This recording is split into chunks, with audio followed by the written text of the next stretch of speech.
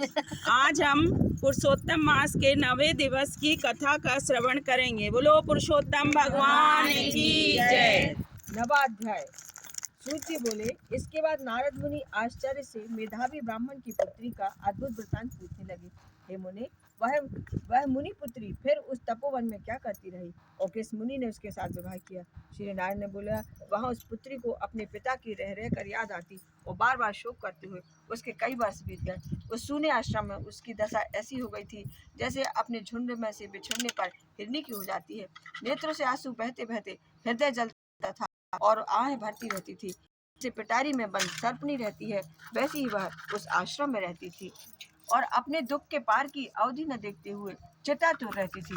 ऐसी के पास एक दिन भाग्य से उस वन में अपनी इच्छा से क्रोधित मुनि दुर्वासा आए, जिनको देखकर मात्र से इंद्र भी थर थर कांपते हैं। ऐसे जटाजू धारण किए मानो साक्षात शिव हैं।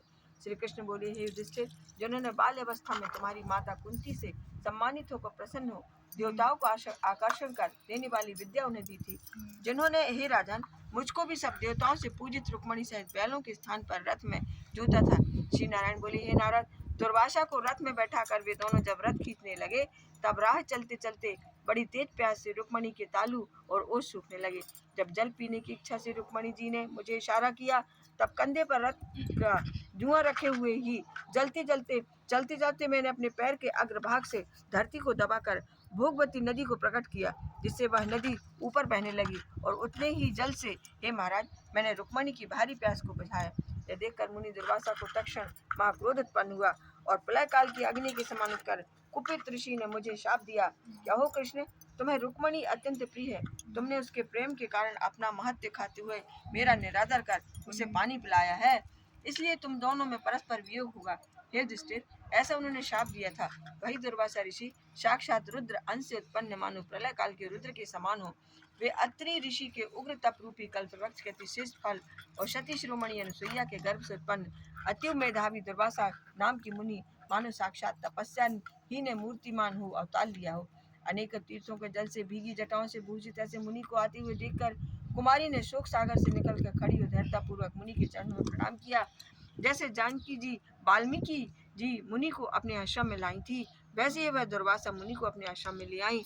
अर्धपाद वन के फलों और नाना प्रकार के पुष्पों स्वागत करने की अनुमति ले आदर से उनकी पूजा की। फिर हे राजन, वह विनय पूर्वक बोली, हे महाभाग, हे अत्रि वंश के सूर्य, आपको नमस्कार है। मुझ दुर्भाग्नि के आश्रम में कैसे पधारे? आपके आगमन से मेरा भाग्य उदय हुआ है, अथवा मेरे पिता के पुण्य प्रभाव से प्रेरित हो मुझे समझाने आए हो।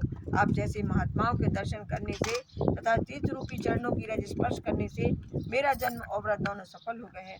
ऐसे कहकर वह कन्या उनके आगे चुपचाप खड़ी रह गई। तब शिव के अंश से उत्पन्न दुर्वासा मुनि कुछ हंसकर बोले, हे पुत्री, साधु साधु, तूने अपने पितृकुल का उद्धार किया है। यह मेधा ऋषि के श्रेष्ठ तप का ही फल है जो तुम जैसी कन्या का जन्म हुआ है। मैं कैलाश से तेरी धन प्राणता जानकर ही तेरे आश्रम में आया हूँ और तुम्हारे द्वारा सम्मानित हुआ हूँ। हे वारामहे, मैं नारायण देव सनातन मुनि का दर्शन करने से शीघ्र ही बद्रिका आश्रम जा रहा हूँ, जहाँ वे लोग कल्याण धर्म उग्र तप कर रहे हैं। कन्या बोली, हे ऋषि, आपके दर्शन से ही मेरा शोक रूपी समुद्र सूख गया। हे मुनिवर, आपने साधना दी कि तेरा भविष्य अत्यंत उज्जवल है, परंतु हे मुनिराज, मैं शोक की ज्वाला से जली जा रही हूँ। हे कृपा सिंधु, हे कल्याणकारी, क्या आप उसे नहीं जानते? उस अग्नि को बुझाने का कोई उपाय कहिए। मेरे विचार में कोई भी हर्ष उपजाने वाला नहीं दिखता है। मेरे माता पिता भाई आदि कोई भी नहीं है जो मुझे दुख रूपी समुद्र से बचा सके। मैं कैसे जीऊँ? जिधर दिखती हूँ उधर ही मुझे सूना ही सूना दिखता है। हे तपोनिधे, शीघ्र मेरे दुख के निवारण का कोई उपाय कीजिए। कोई भी मुझे विवाह करने के लिए तैयार नहीं होता। यदि समय पर विवाह नहीं हुआ तो मैं धर्म भ्रष्ट हो जाऊंगी, इसका मुझे महाभय है। इसी कारण न रात को निद्रा आती है और न भोजन में रुचि होती है।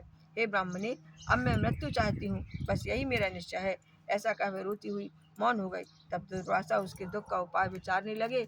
श्री नारायण बोले, इस प्रकार मुनि कन्या के वचन सुन उस अभिप्राय समझकर दुर्वासा मुनि ने उसके कल्याण का विचार कर अत्यंत कृपा की दृष्टि से उसकी ओर देखकर हितकारी वचन बोले। 9वां अध्याय समाप्त। बोलो लक्ष्मी नारायण भगवान की जय। पुरुषोत्तम भगवान की जय। मात नर्मदे हर हर शंभु काशी विश्वनाथ गंगे।